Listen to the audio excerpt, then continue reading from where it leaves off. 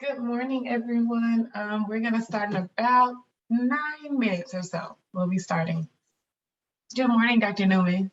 Good morning, Tralisa. How are you? I logged in a little bit earlier to make sure I was at the right place and everything. Yeah.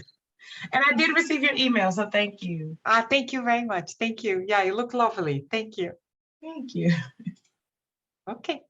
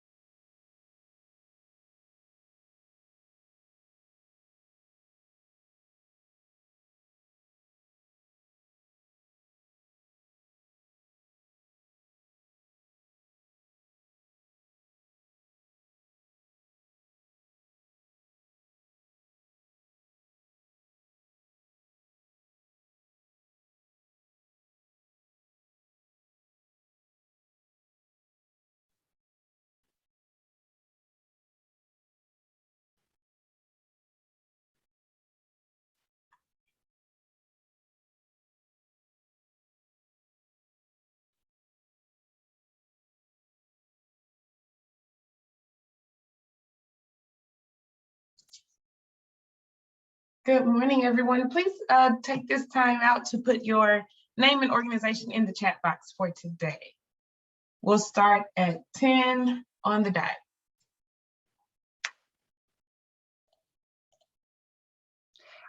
Tralisa, may I ask you, you want name and organization on the chat box? Yes.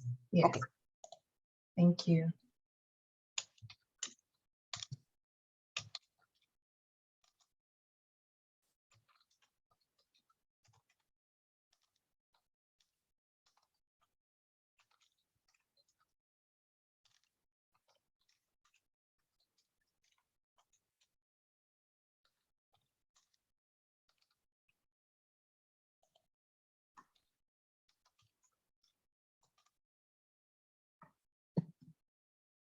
Not very good with the chat box, so sorry I entered twice.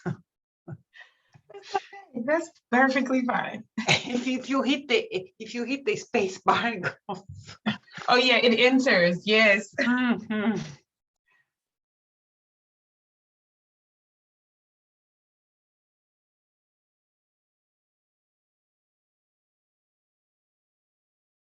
Now, I do know some of you, as more people are logging on, I do know some of you are having issues with completing the post-session survey. So today I'm going to ask, because the link is still the same, but I'm going to ask if you do have any issues with it to try using a different browser. And I'll reiterate this at the end of today's session because I know I am speaking a tad bit early and everyone's not here. But maybe try using a different browser to complete the survey for today and ensure that you are choosing the session for today as well, that you are changing the session days as you complete the surveys.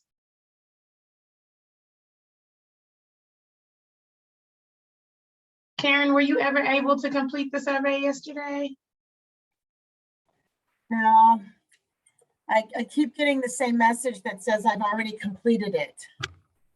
Did you try it in a different browser? That's what I was just actually speaking to that, and I remember you saying that you had issues.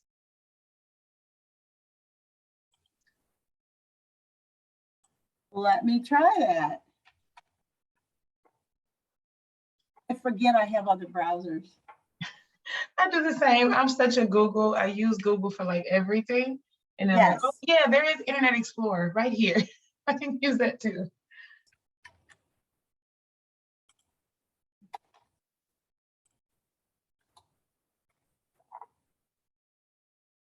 Yep. Thank you for the suggestion. Okay, so I'm going to reiterate that at the end of today's session, just because I know people are still logging on, but I think that may help if we just try using a different browser. Yeah, Microsoft, I am a Google person too, and Microsoft is where it's opening, so. Okay, that's what worked for me.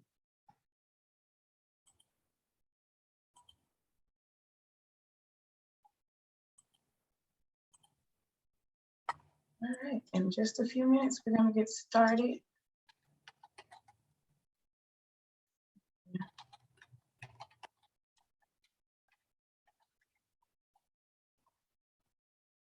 Thank you all for adding your names and organizations into the chat box.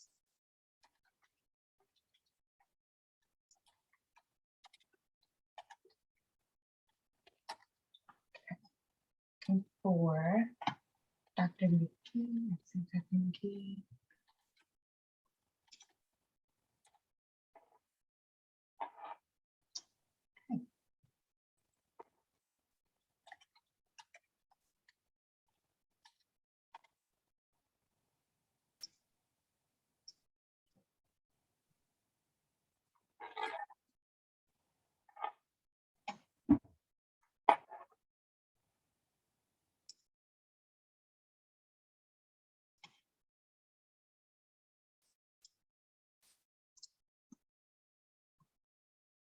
Good morning, Dr. McGee. How are you?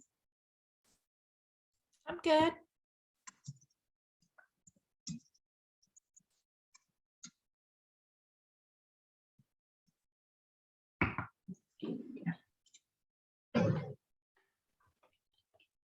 Dr. Yin, good morning. Good morning, Tralisa. How are you? Doing well, and you? Just running meeting to meeting. Are they back to back? Sure.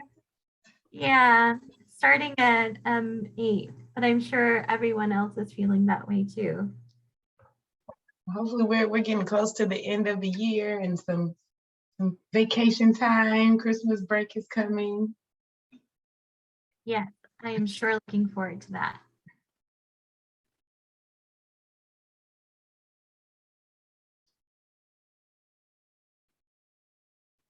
All right, we've been working on starting on time right at 10 a.m. And so we want to keep that going. Yeah, right at the top of the hour. So we're gonna go ahead and get started. I know it's 9:59, but that's okay. All right, so welcome. Good morning to each of you. Thank you guys for joining us for day 3 of the Texas HPV Coalition's annual HPV Vaccination Summit. We've had some amazing days so far, and we're really looking forward to today. It's December 9th, and again, this is our 3rd day of the HPV Coalition's annual HPV Vaccination Summit. My name is Tralisa Hall, in case you have not been able to join us for our previous 2 days. I am a program manager with the American Cancer Society, and I am a co-lead for the Texas HPV Coalition, along with my colleague, Rachel Coughlin. And we are going to go ahead and get started. I'm going to provide a quick introduction in case, again, there are new faces that are on today to the coalition, and then we'll get moving with the agenda for today.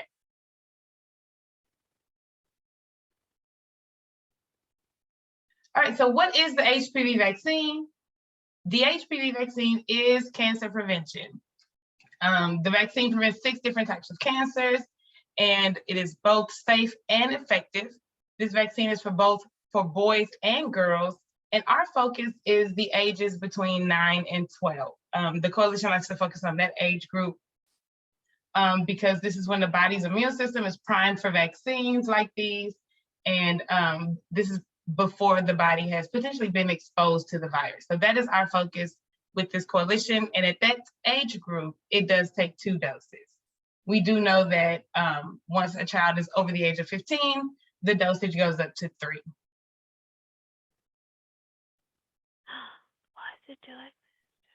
Our mission, the coalition's mission is to build collaboration, enhance communication, and work across Texas to increase HPV vaccination.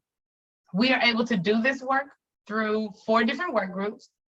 Those work groups are our provider education, data and technology, systems improvement, and advocacy and awareness. So over the past couple of days, we have heard from our provider education work group, as well as our advocacy and awareness work group. And today, we are going to hear from our systems improvement work group. Now, this work group is led by Rosalind Bello from MD Anderson and Lauren Milius from the Texas Department of State Health Services. Some projects that they have worked on include engaging with health system quality improvement staff. And we're really excited about the speakers that they have gathered for us today and the great information that we're going to hear moving forward.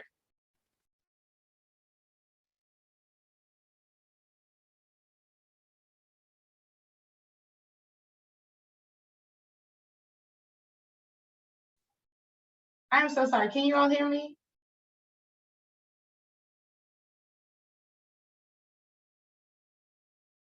Can you all hear me? Can I get a thumbs up or something? Can you hear? We can hear you. Okay. We can hear you. It looks like my internet dropped for a moment there. I do apologize.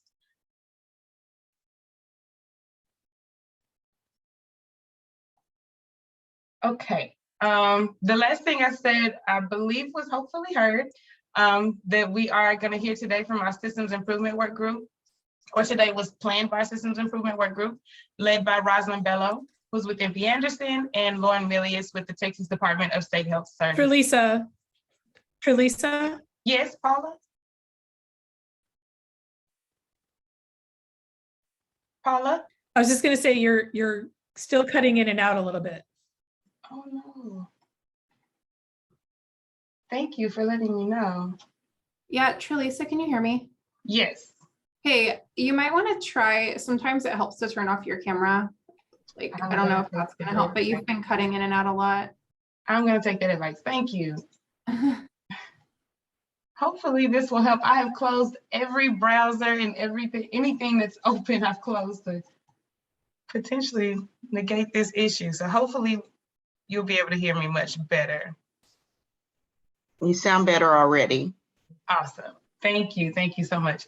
Well, I guess I'll go back a couple slides.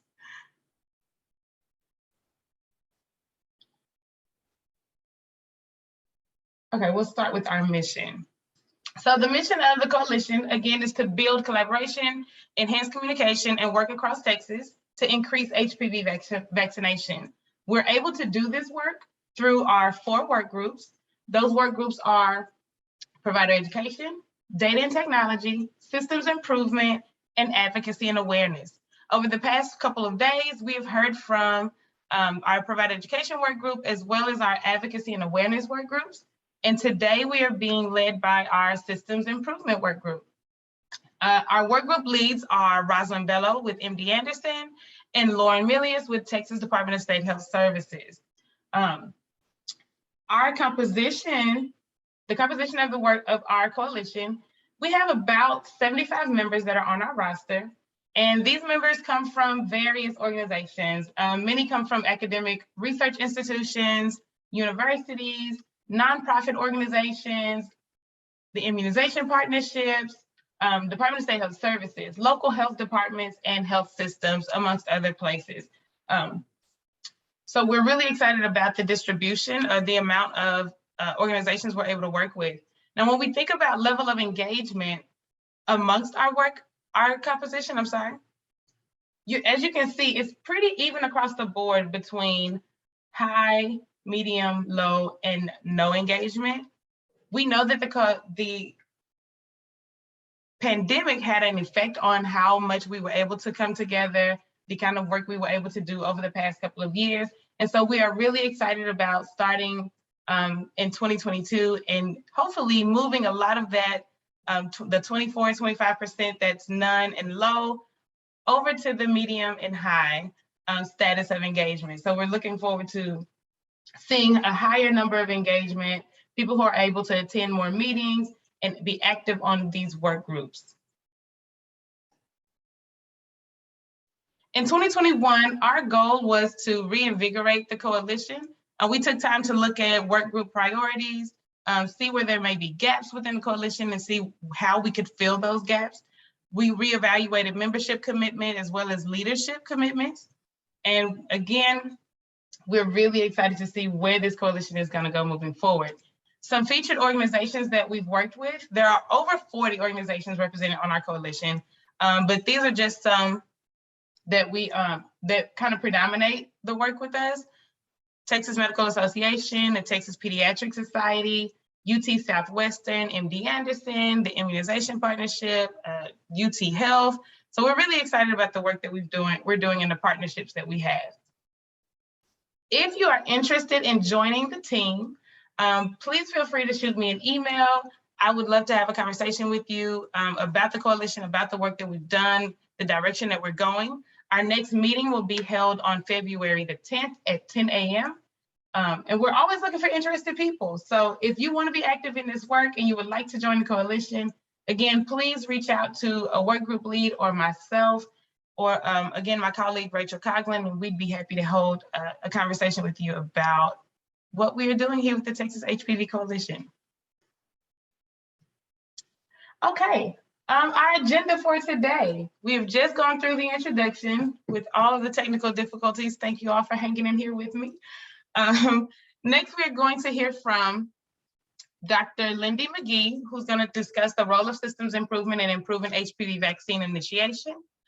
Following Dr. McGee, we'll hear from Dr. Yin, who's going to talk about opportunities in health systems improvement.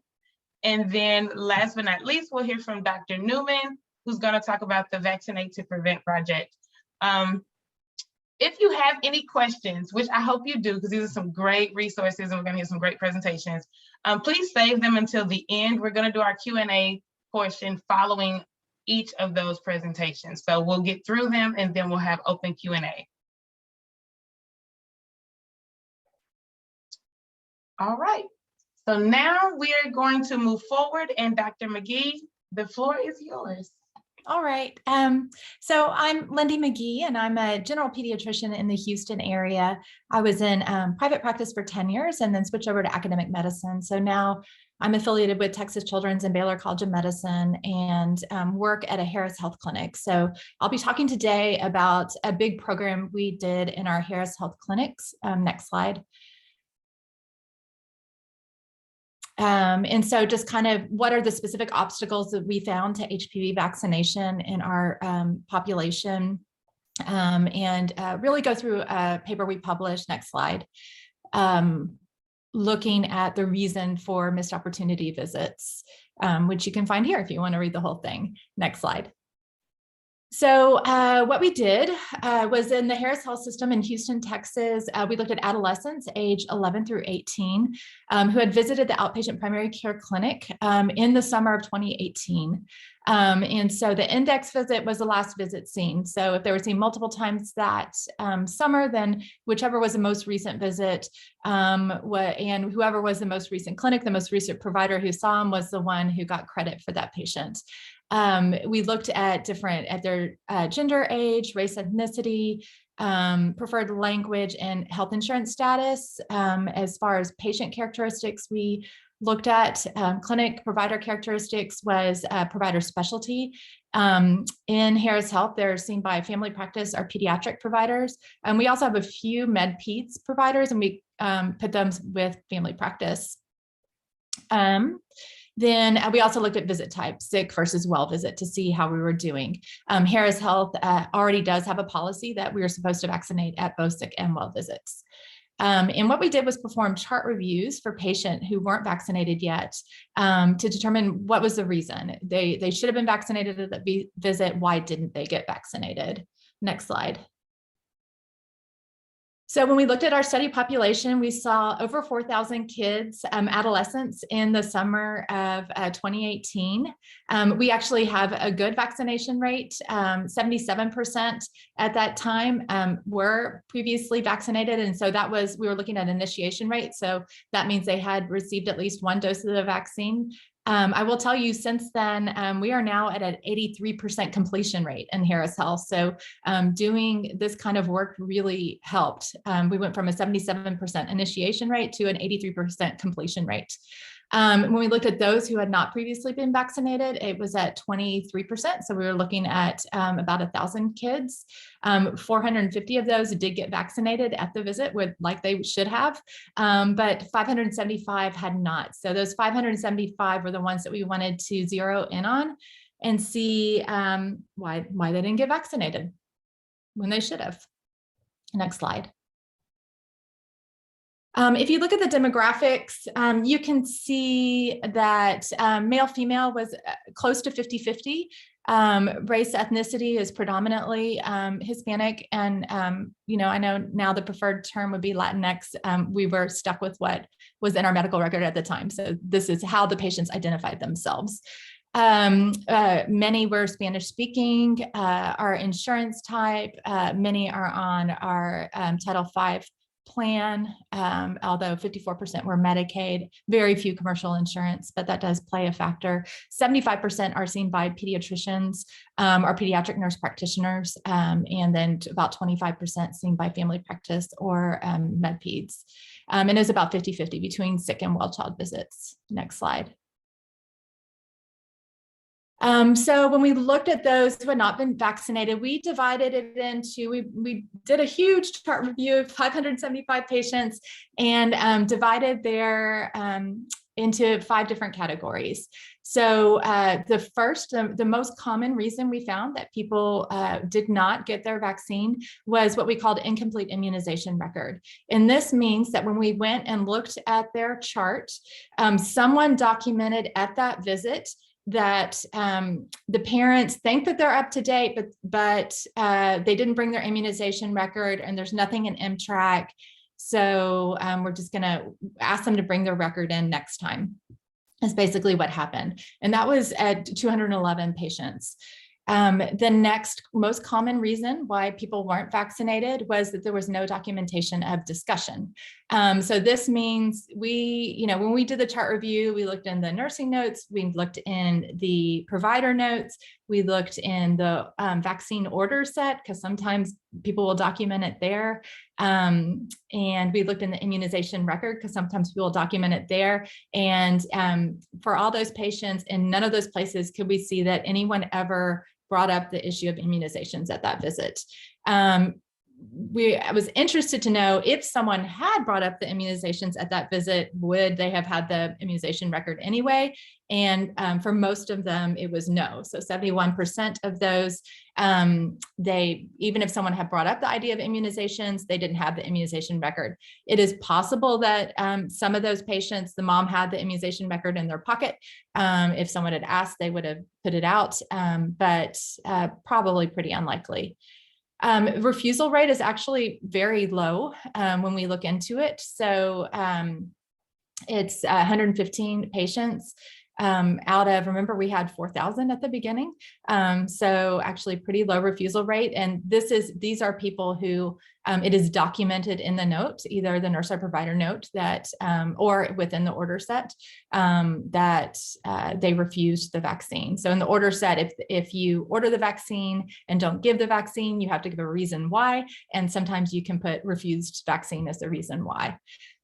Staff provider error, there were 85 patients for that. And the most common thing, we went back and forth of even what to call this category, and it was kind of a little bit of a catch-all. This included I found a nurse at a couple of the clinics who put the immunizations were up to date, even when they didn't have HPV vaccine. And I went back and talked to her and she said, oh, well, if they have all the school required vaccines and they're up to date. And I'm like, no, they're not up to date unless they have HPV too. So I included that kind of in the error category. Sometimes they gave the other adolescent vaccines, but they didn't give the HPV vaccine. Did the parent refuse it? I'm not sure, because they didn't document that. Another kind of player in this category was that not all of our clinics stock private stock vaccine. So, as you saw, most of ours are on Title V or Medicaid, very little private insurance. So if they don't see that many pediatric patients, a lot of times they don't stock private stock vaccines. So if they happen to see someone, they're supposed to refer them to the pharmacy to get it there. And every once in a while, the HPV vaccine wasn't in stock, so they couldn't give it. If they deferred it to a well-child check, I consider that a provider error because they're supposed to be giving it at sick visits. So that's kind of in that catch-all provider error category. Medical, 26 were for medical reasons. 23 of those were pregnant teenagers. So we did have a clinic that saw a lot of pregnant teenagers. That is a medical contraindication. Others included patients with high fevers. And then there was one autistic patient who became very aggressive when they tried to give the vaccine. So they needed to give him change his medication and try another day. He did end up coming back after that summer getting vaccinated. So next slide.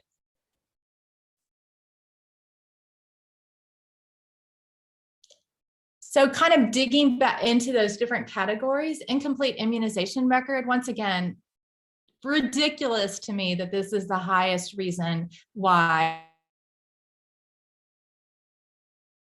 practicing pediatrician, this is what I suspected was one of our highest reasons why. We did find this was more prevalent in pediatric versus family practice providers. And the reason why, basically, you'll see when we talk about no documentation of discussion, family practice providers were way ahead on the no documentation of discussion. So I think the pediatricians found the incomplete immunization record because they asked in the pediatric clinics. It was more prevalent in older versus the younger age group. My guess is we do find that our older adolescents just have more fragmented care generally. And so versus the younger ones who tend to be going to the pediatrician more often. And also increased with higher odds commercial insurance and seeing for a sick visit. Commercial insurance, most places would be associated with the less odds, but once again, I think the commercial insurance types who end up in Harris Health just tend to have pretty fragmented care. And then seeing for a sick visit is not that surprising because parents don't think to bring the immunization record in for a sick visit the way they might for a well-child check. Next slide.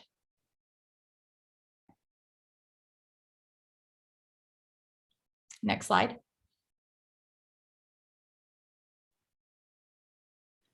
Has it not moved? Yeah.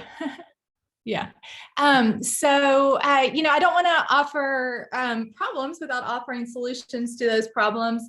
And I think, a huge solution to this problem would be improvement of MTRAC, our state registry. In 2017, only 62% of adolescents had 2 or more immunizations recorded in MTRAC, despite the fact that we know that everyone needs at least 2 immunizations for 7th grade entry. And so we know that those kids are going to school, and we can look at exemption rates in school, and they're not at 40%. So we know that a lot of these immunizations are not getting to MTRAC. There is a requirement that physicians enter in, anyone who uses VFC, enter in their data to MTRAC, but it is cumbersome. You don't get reimbursed for it. There's no real penalty for not doing it, and there's no reward for doing it. So it's not done by a lot of providers. The electronic medical record, at this point, there was no bidirectional exchange. I still think at this point at Harris Health, there's no bidirectional exchange. And the fact that it's an opt-in registry makes the bidirectional exchange so much harder. It means that people have to, our nurses have to go in to the system and say, yes, we have documentation that we're allowed to enter the system before that exchange can even happen. So it is cumbersome, and people just aren't using it.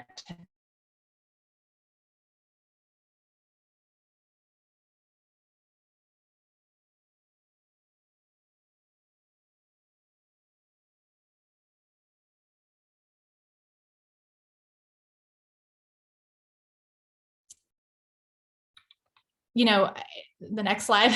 Well, honestly, my pie in the sky solution existing as MTRAC2 is we got the nurses to start calling the schools.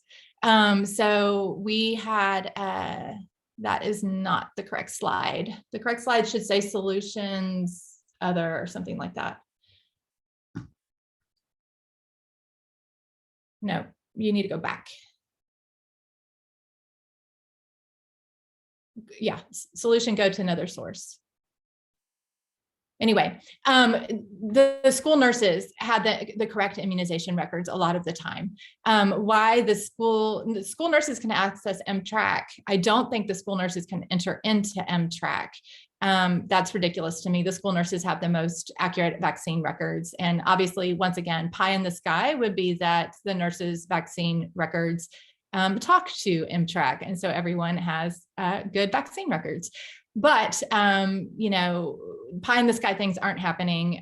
You know, I've been working in vaccine advocacy for 15 years, and I know that every time we try and change the system from an opt-in to an opt-out system, the anti-vaxxers get up and wave the Communist Manifesto and say that we're turning Texas into a Marxist state. So that's unlikely to happen.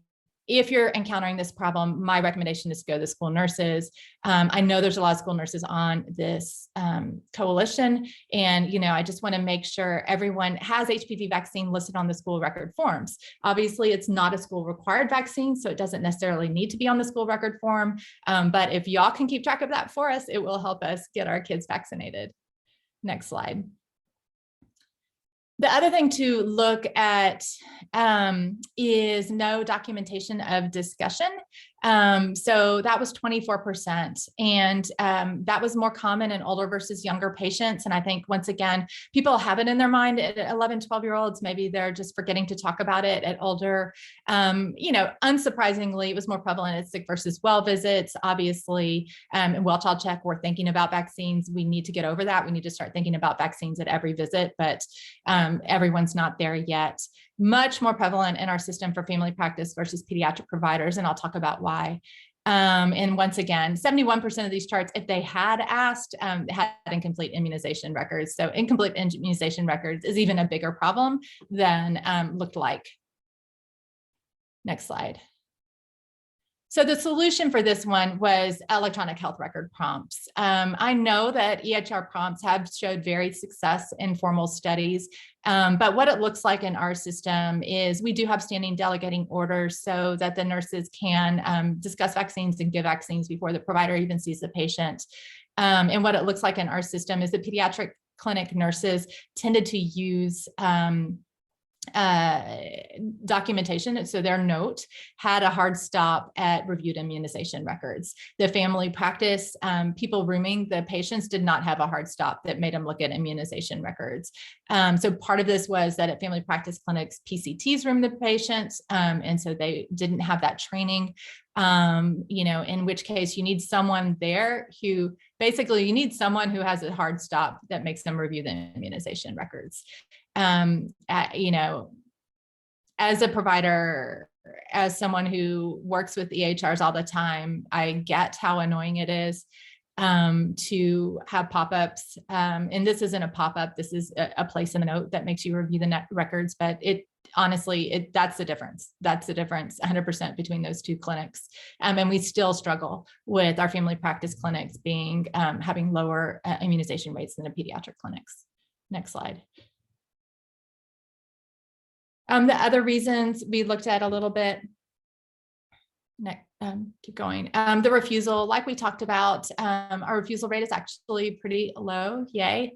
We did find that likely to refuse than the Black or African American are those described as other.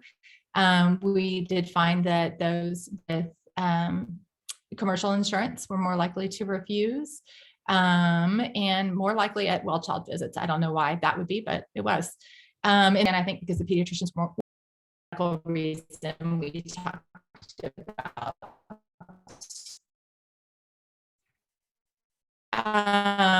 The next slide, we'll be talking about incorporating ongoing systems analysis. So we did this, 2018, just because it really let us get down into the granular and see what was going on at each clinic, so that we could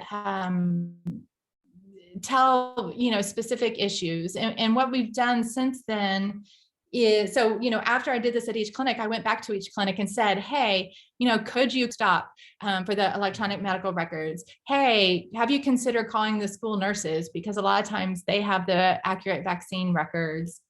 Or even, can you get mom to, screenshot the immunization record and send it through the electronic health record, or email us that. And so, just motivating people to follow up more on the incomplete immunization records. Because there were some clinics where people had been there like 10 times, and every single time they said, oh, they're going to bring it in next time.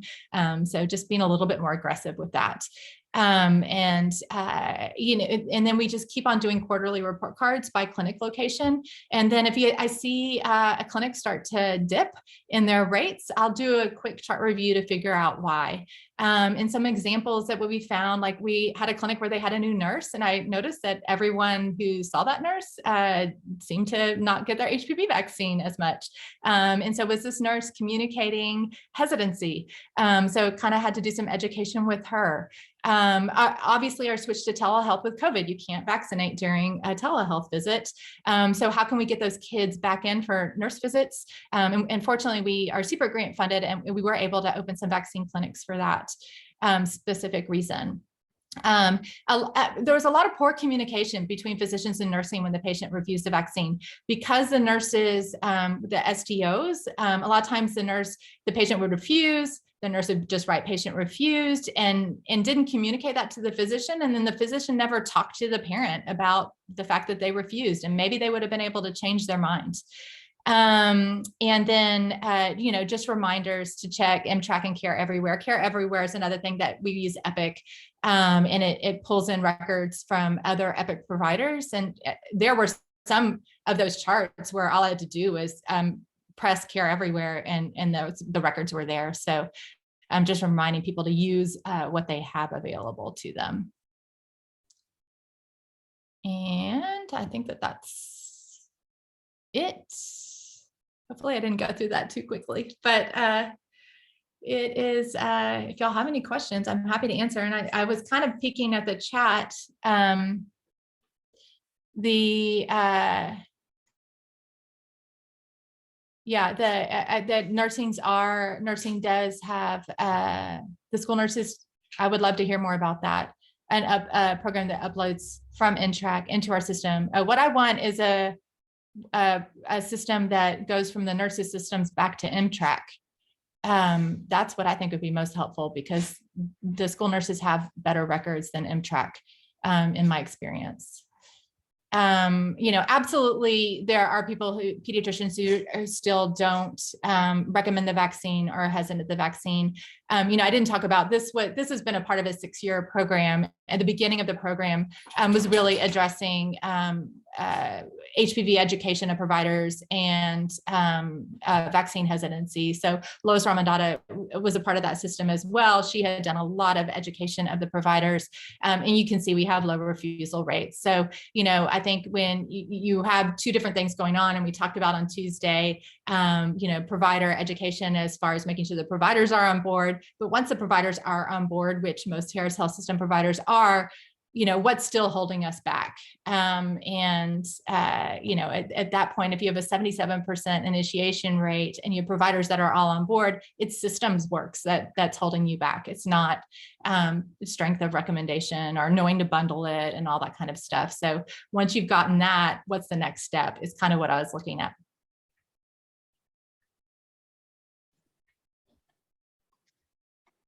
Wonderful. Thank you so much, Dr. McGee, for sharing with us. I want to apologize to you as well as to everyone else who's on the call today for my technical difficulties.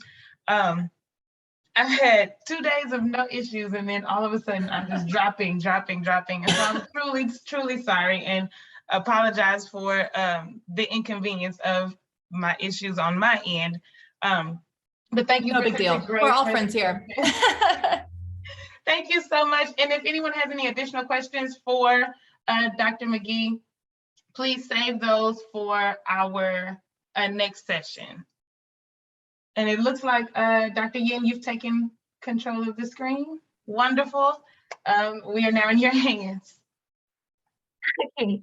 Thank you so much, Tralisa. Thank you so much, Dr. McGee, for that really enlightening presentation. And I feel like it segues so beautifully into the presentation that I'm about to give now.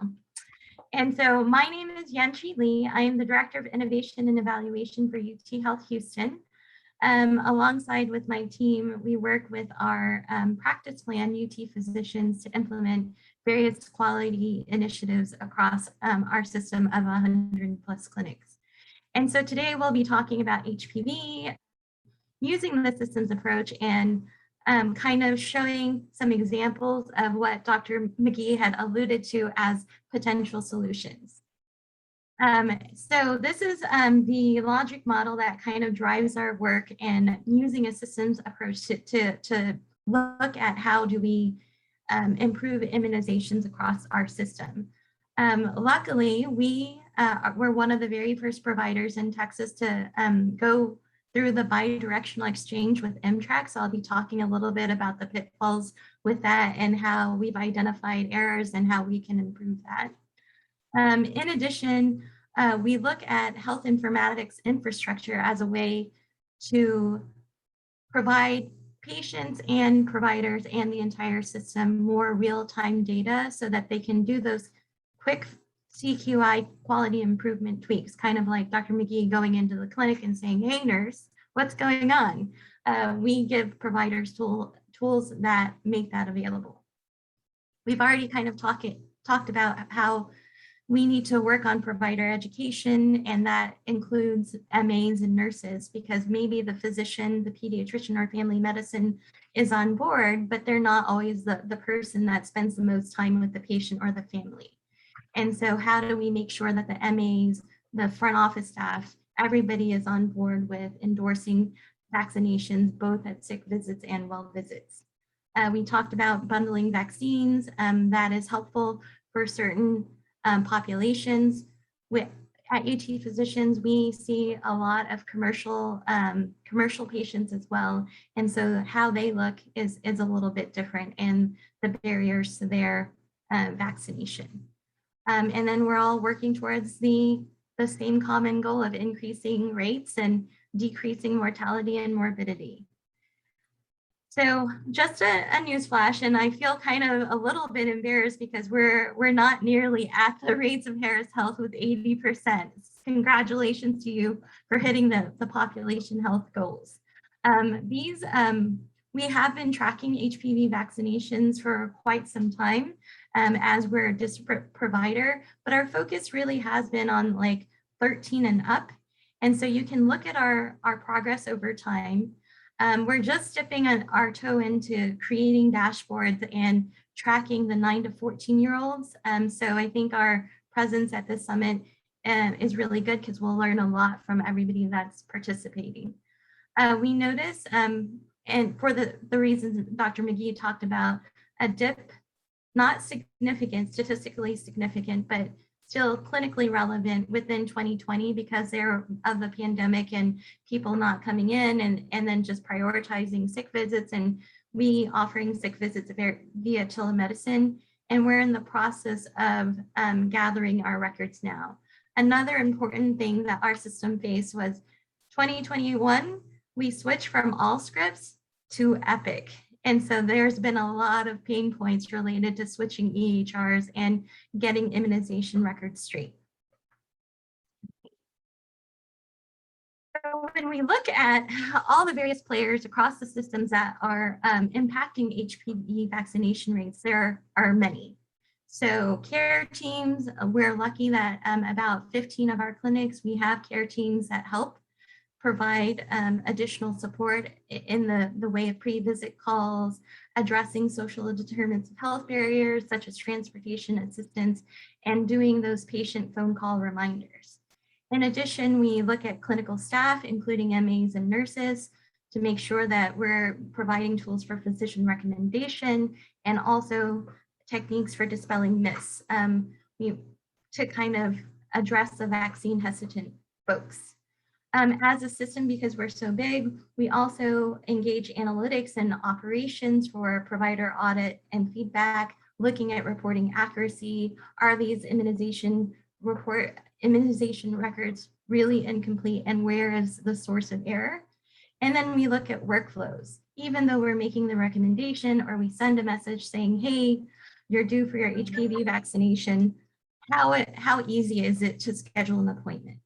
And within Epic, which Dr. McGee says Harris Health is on, we're just looking into how do we best optimize and use best practice advisories, provider prompts, and using bulk communication tools to contribute to a dosage effective intervention to improving vaccination rates. And then we just went live with MTRAC bidirectional exchange in May. And so we're still working out the kinks for that. We didn't have MTRAC really on a bidirectional basis before. And so we're hoping with Epic, we're going to see more of those outside records coming in for reconciliation, since some of our older patients are more likely to hop around for their care. Okay, so I'm just going to show some of the tools that we have. Documentation and data quality are key. And so within our system, behind our intranet, we make detailed screenshots for all of our quality measures. On the right of the screen, I'll share the various different groups that we involve in developing these screenshots and quick reference guides. So we work with Epic, analytics, care teams, and clinical staff.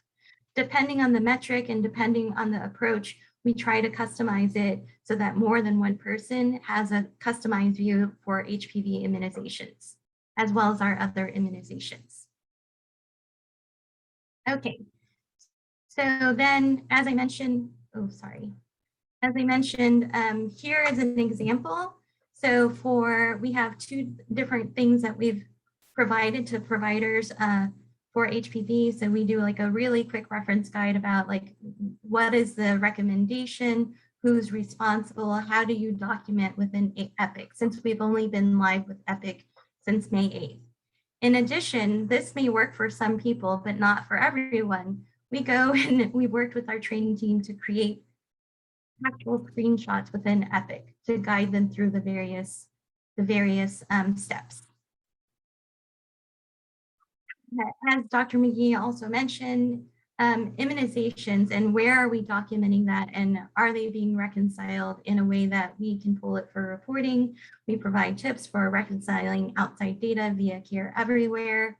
The wonderful thing about being a provider with MTRAC bidirectional exchange is while we're doing pre-visit planning, anybody, the community health worker, the nurse, the check-in person can manually create an MTRAC query at a click of a button, and then it'll pull in any new vaccinations. It should be happening as part of appointment scheduling.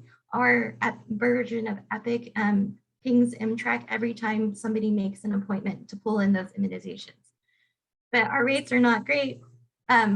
We'll talk about that a little bit later, where we feel like we can still improve. Okay, so this is really exciting. As I mentioned, we use different approaches for different people. One of the things that we find with providers is sometimes they don't know how they're doing on HPV vaccinations or how they're doing on quality measures.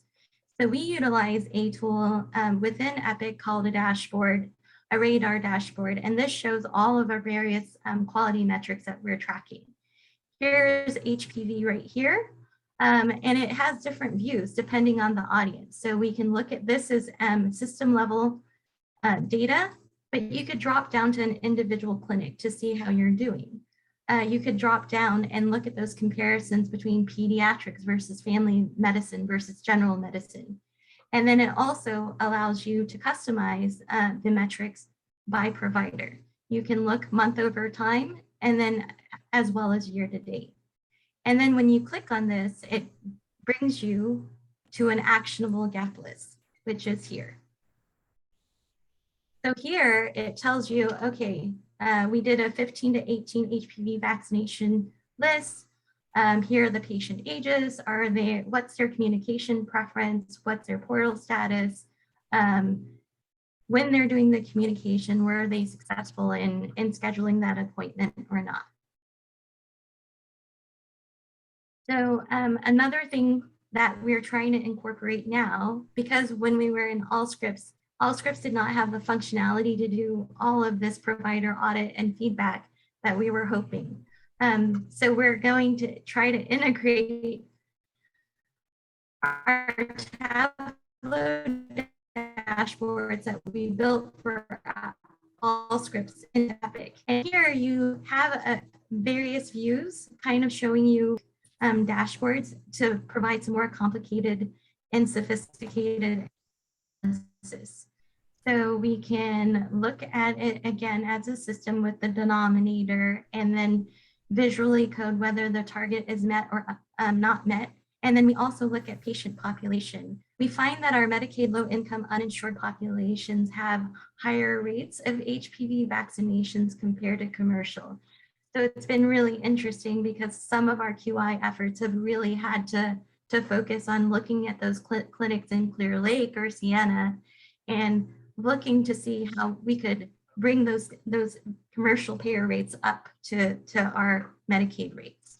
This just shows you all the various views that you can do. And then we have clinic by clinic location and then how you're doing. Are you doing above system performance level of 66%, or are you really, really behind? This allows us as a systems to send teams to this clinic and to see, why are you performing so low? What's going on there? Is it a turnover in staff? Is it, what can we do? So this has helped us a lot. And then it also allows the clinics and the providers to take pride in some accountability and ownership over their performance metrics, because nobody ever wants to be below the line. Nobody ever wants to be this orange dot here. Everybody wants to be this clinic here. And this is all visible to our entire system. In addition, from a provider perspective, if we are doing provider interventions or talking to a particular team, then we can say, here's the system performance, here's how much volume you're contributing to the system and how you're doing theirs. So we find that this is also very helpful feedback. This here shows, many of our systems are either district or NAIP providers, or we're looking at providing comprehensive care, not just HPV.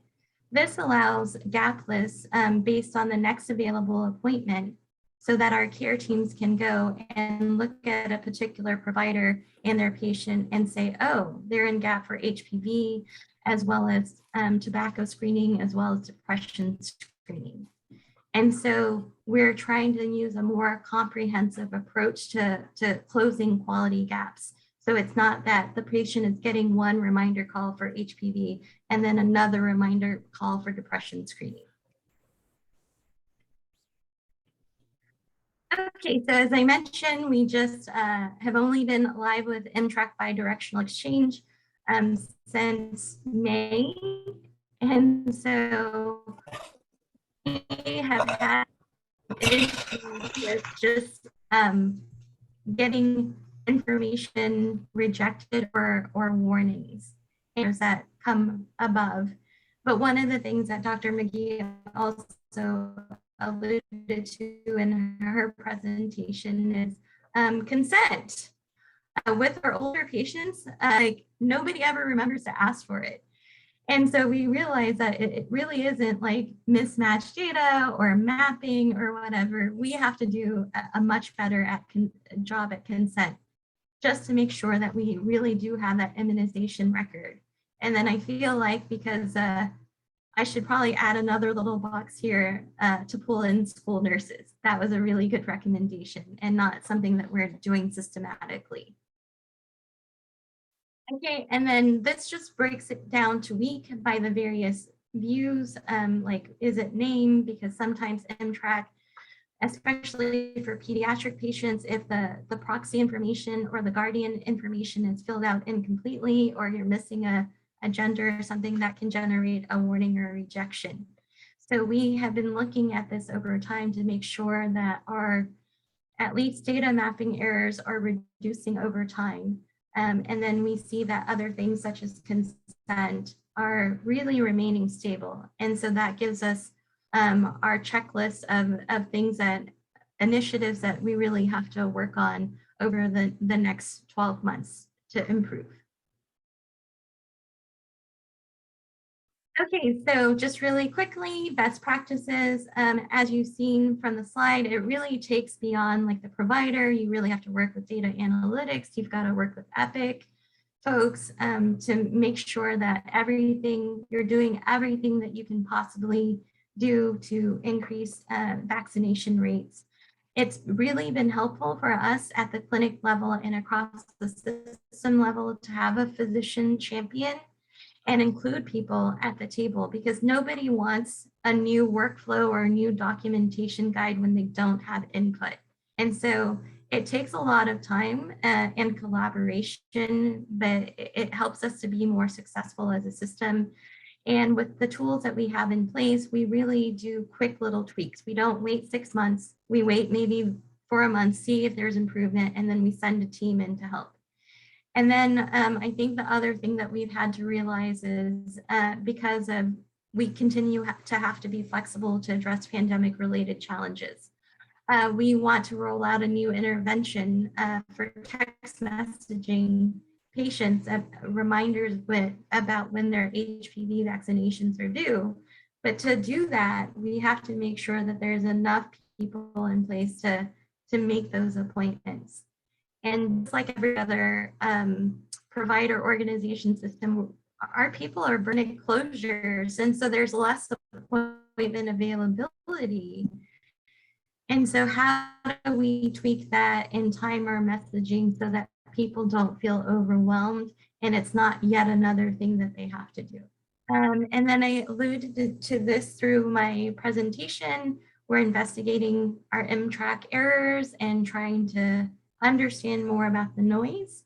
We are building out those dashboards so that we can track 9 to 11-year-olds and 12 to 14-year-olds and give providers and their teams feedback on that.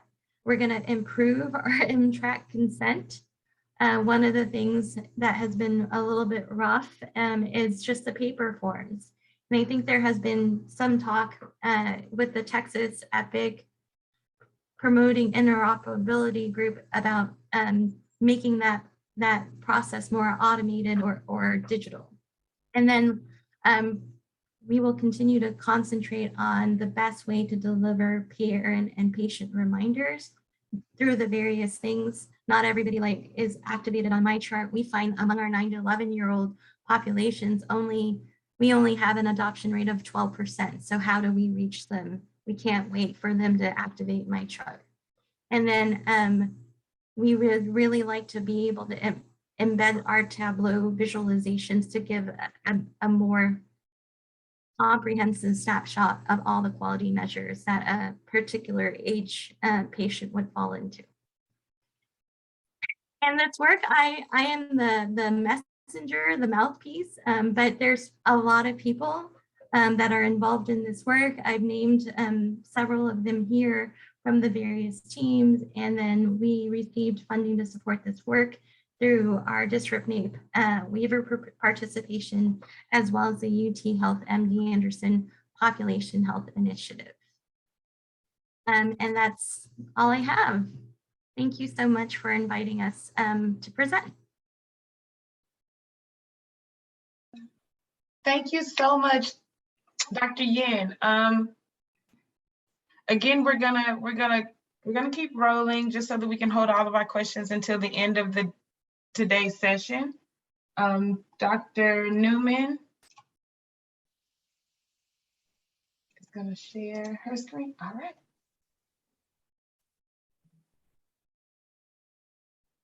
Okay, good morning. Thank you very much for inviting me to talk at this meeting. I am impressed, and it is amazing everything I learned in the past half an hour or so. And so my name is Neumann, and I'm a dentist with some public health background, and I'm here at the UTHealth School of Dentistry. So I will be talking in the next few minutes about Vaccinate to Prevent, our interprofessional initiative to increase HPV vaccination against head and neck cancer. So this is my outline for today. So how did we start with this idea and this project? So being here in the UT School of Dentistry, we put a team together of 4 departments, myself from general dentistry and dental public health, Dr. Thomas, a chair of diagnostic sciences, basic scientist, pediatric dentistry, the chair and faculty, and also in now oral surgery. Dentists, as I will talk, we can counsel our patients, we can inform our patients, but we cannot vaccinate. So without an interprofessional collaboration, this project wouldn't exist. So we wouldn't be here if I wouldn't be talking about this if it was not by Dr. Daisy Mulaseri, APRN at the School of Nursing, and also the support to communicate and educate dental providers across the state with a partnership from the Texas Department of State and program coordinator. So we want to contribute and increase HPV vaccination rates in Texas, having access to a unique dental patient and a dental provider population in an academic setting.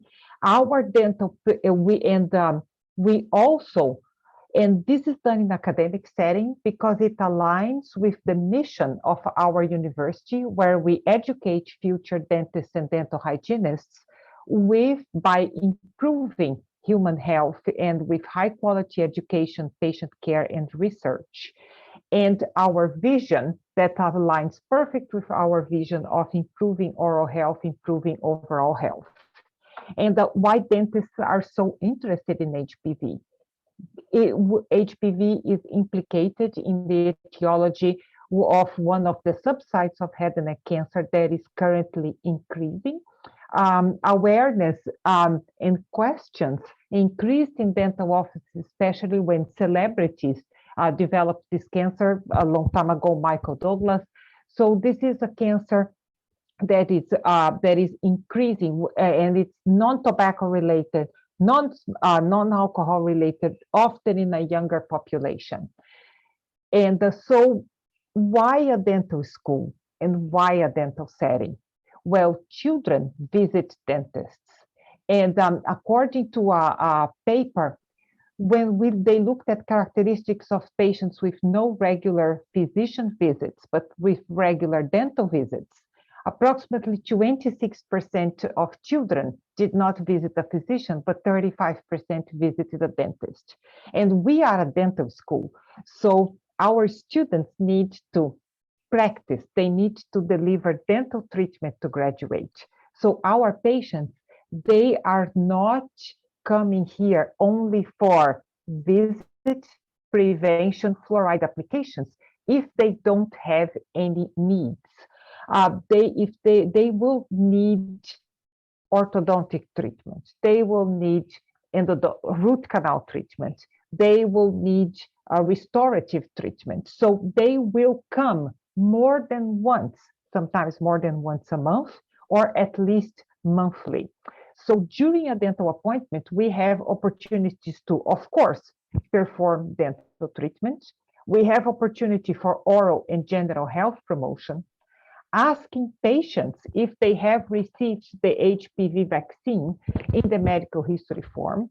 We can refer to HPV vaccination. And these are to counsel patients on the benefits of receiving an HPV vaccine as a cancer prevention vaccine is a strategy endorsed by the American Dental Association and the American Academy of Pediatric Dentistry. But we can only refer. For vaccine administration, dentists are only allowed to administer COVID-19 vaccines. So how could we make this happen if we are in a dental setting?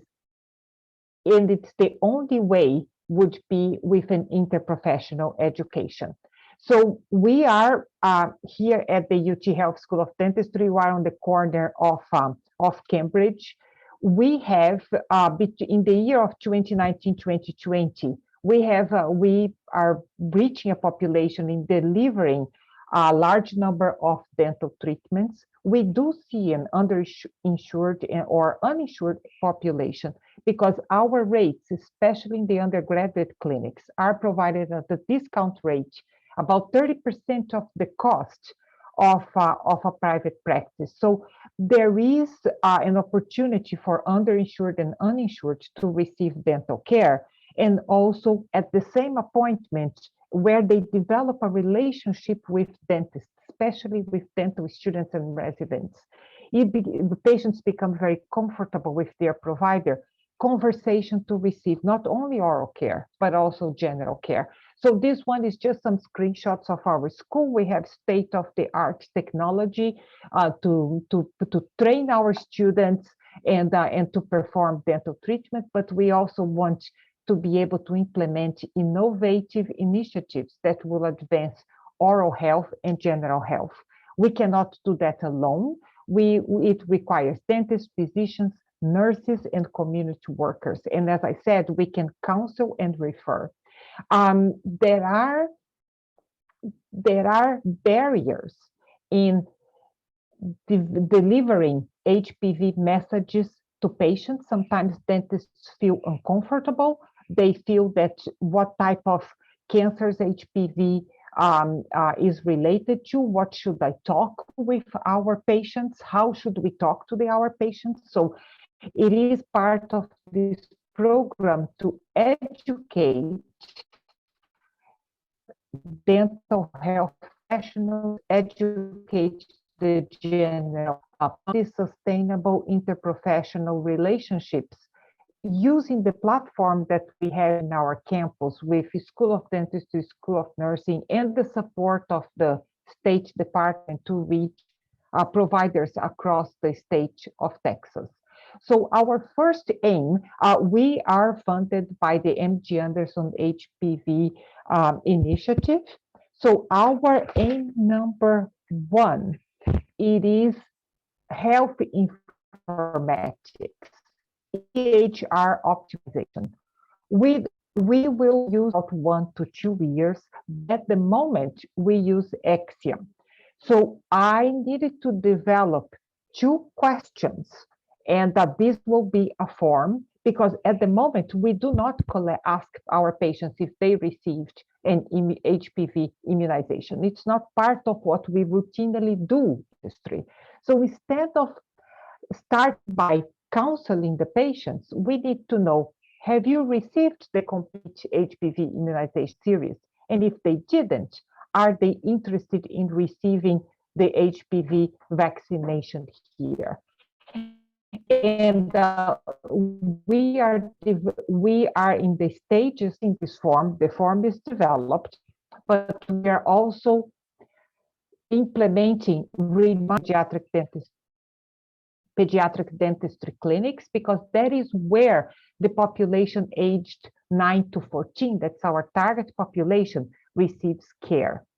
Now, data related to vaccine administration, informed consent will need to be entered in IMTRAC and Axiom. Our electronic health records do not communicate. We don't communicate with Epic, with MyChart. We don't communicate with InTrack.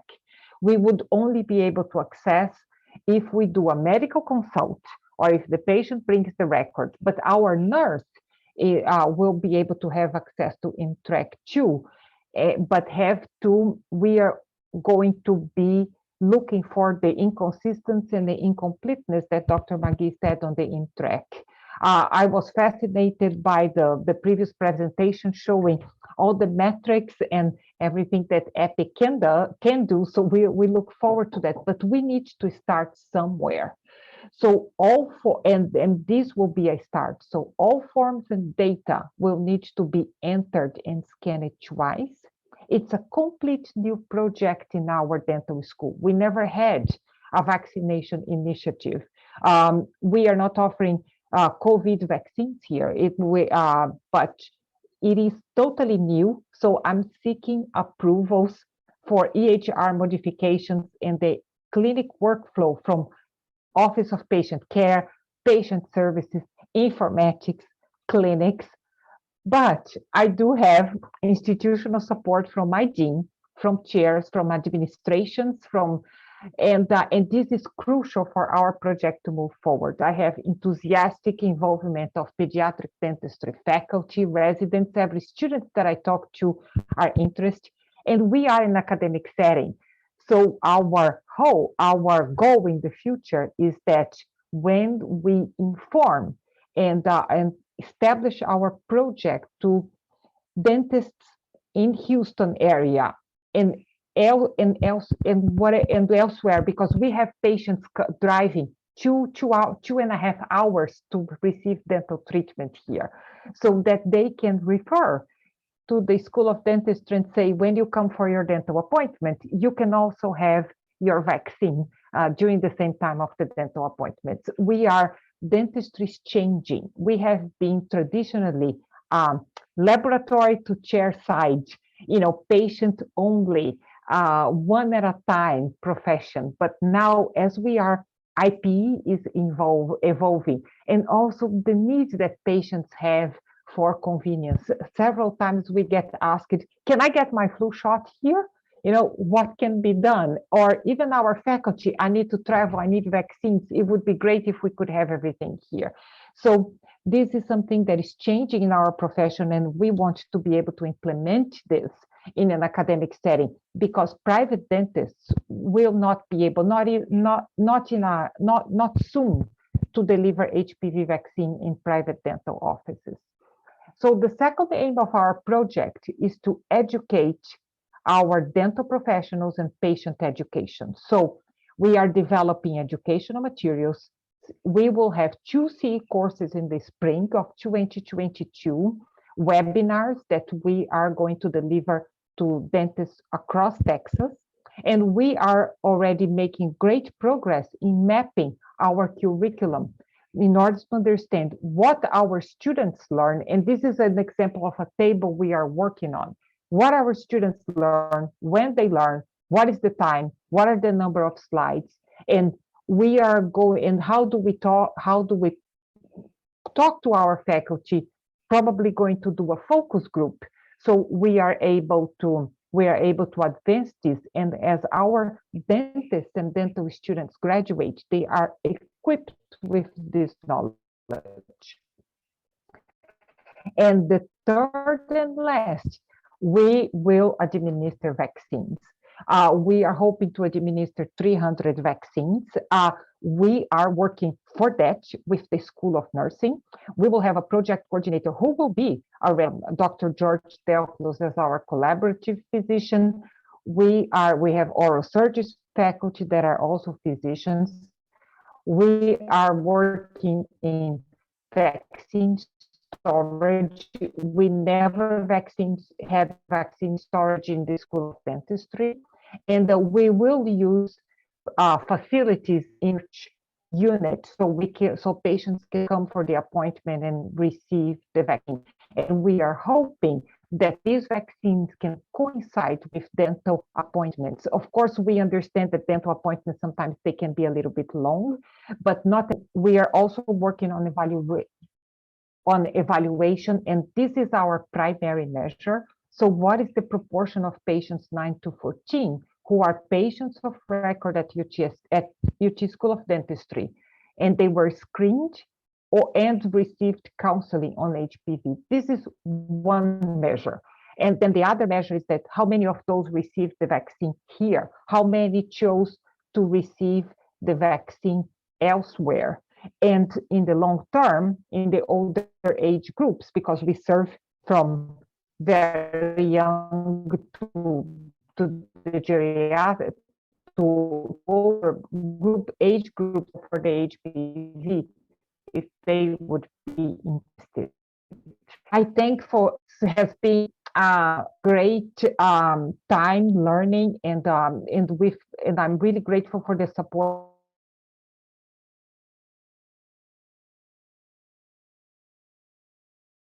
platform that we are implementing. Our population is unique and multidisciplinary team to implement the project aims, and our ultimate are all health. And thank you again for the MD Anderson HPV Vaccination Initiative and our collaborators across from the two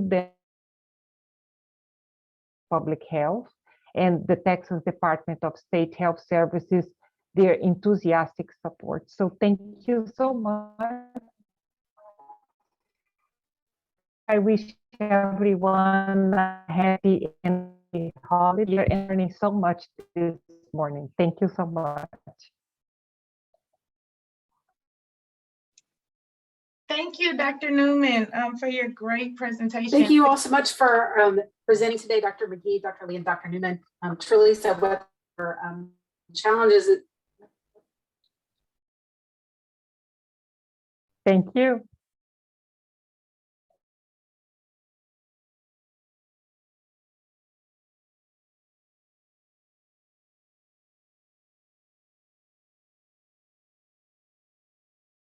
The Q&A. So I welcome any specific questions from the group. I've seen a lot of positive feedback from in the chat box for the presentations. I'll start us off with an introductory question for you all. I think all of your presentations really highlights of health informatics infrastructure and it really being an important component and piece of achieving target HPV vaccination rates. And I wonder if you all have some suggestions for people who may be starting out, who may be working in clinical situations that aren't as heavily resourced or have the amount of like specialized staff to do the work that you all have. If you have any sort of suggestions or places that they could consider starting to look at their health informatics infrastructure and how that can be a unique support structure for them in their QI work.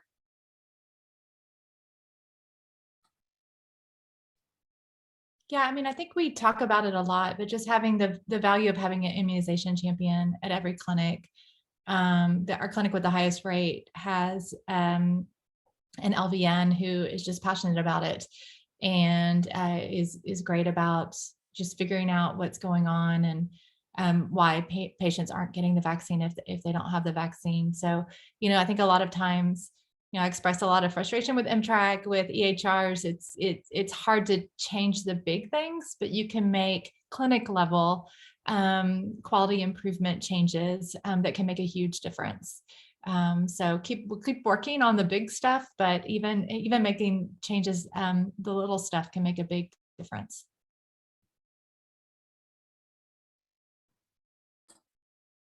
Thank you, Dr. McGee. For clinics that are not academic health related institutions, it's really rough because you don't have the other resources and the collaborations to explore these systematic changes. However, I think it was through you, Rosalind, that I learned about like the AVP IT implementation program that the UT School of Public Health is doing. And I think I saw Paula Coccaro on here, which provides some of the provider audit and feedback and tools and CE credits. So trying to find other academicians who are interested in this work that may have a grant that can provide you with some of the infrastructure or the feedback or report building.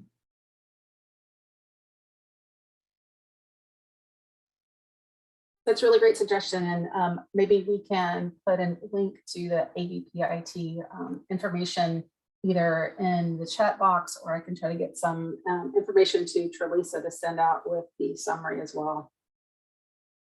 Yeah, I'll find it right now, Rosalind, and I'll put it in the chat for our folks. Great, thanks so much. I think another theme that I sort of heard throughout the presentations today, but also in our previous 2 days, are just around unique partnerships. Dr. McGee mentioning how valuable the school nurses were, and I'm sure Karen was doing the happy dance and the high five with that, the school nurses. And Dr. Neumann is presenting a whole new group of unique champions and partners with dental providers in this space. So I'm wondering if there are unique partnerships or people that you found in the work in your 3 settings that surprised you, or something that you think was unique in building some stronger connections in this space.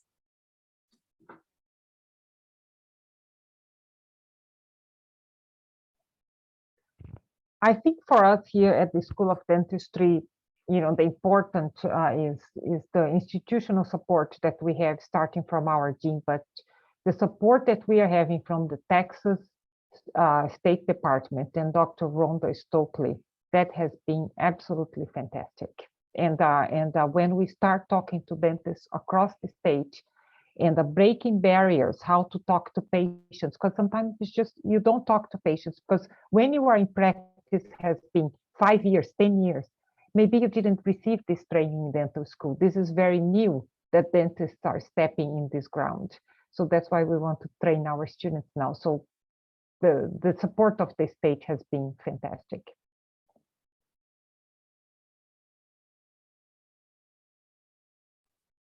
I'm seeing some more support for engaging the dental community in this work. And I wanted to point out that we have other colleagues that have been with us today and on previous days from University of North Texas School of Public Health that have been engaged and trying to engage some dental hygienists in this effort as well. And then Dr. Rhonda Stokely with the Oral Health Improvement Program at Texas Department of State Health Services has been interested in this space and doing some work in that same geographic area as well. So I think that if there are others in this call today that are interested in that space, reach out, let any of us know, and we're happy to help make some connections. So Dr. Neumann, as you go forward with your transfer to Epic, we should talk so that you don't have to do all this stuff. Yeah, that would be wonderful. Yeah, that would be wonderful. And I recognized in your last slide, Dr. Todd Johnson. Yeah. I recognize some of his ideas there, because we do a quality metrics, other projects, but it's very important to evaluate this quality metrics. And I think your presentation flowed very nicely from Dr. McGee presentation, because when the patients come, and one thing that I'm thinking, when the patients come to the dental school and they say, no, I did not receive the vaccine, and no, I don't want to receive it here, what are the reasons why? And one of the reasons, maybe I don't want to have this together with my dental appointment, I'm worried, and then some things we can clarify. So exploring the reasons why, it's that we can understand how to find solutions. So very important, very inspirational. The talk from both of you, thank you. I learned it quite a bit.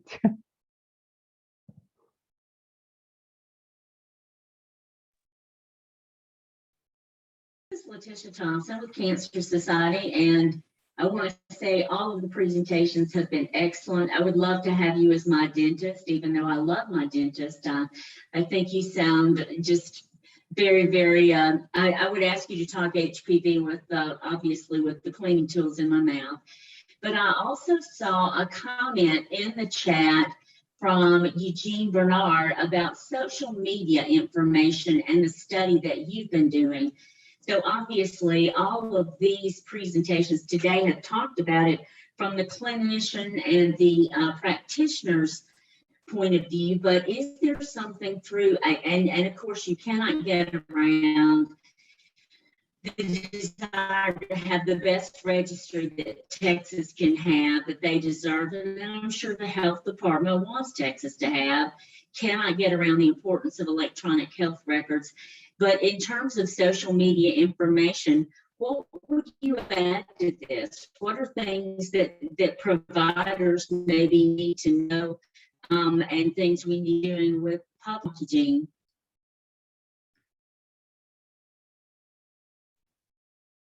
We partner with our communications and marketing department to make educational messages that are posted to Facebook and Instagram and all those media channels with briefer messages that are pointed. And then we find that patient testimonials appeal to some vaccine hesitant populations. And so if you're able to do something like that, and then depending on your audience and HIPAA and privacy, a lot of the kids, they like to post, and they could be the best advocate for that peer comparison. That's fabulous. If we go to your site, are we able to see some of those? And I know sometimes with providers, that can be a double-edged sword. You open yourself up to people giving negative feedback on your site, but I love that you have had some discoveries that the kids like to be advocates for this. So are those out there on your site if you don't mind posting it in the chat? I'd have to look for it, but for sure, if I can't find it by the time our session ends, I'll be sure to share it with Tralisa so that she can send it to the group. Thank you.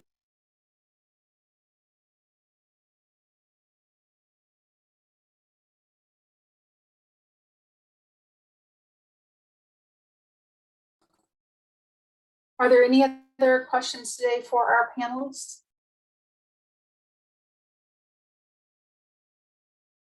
Well, thank you all very much for sharing about your programs today, your successes, where you've been, where you're going, and opening up a whole new set of possibilities for us for thinking about partnerships. I think Tralisa is back on. Is there anything else you'd like to wrap us up?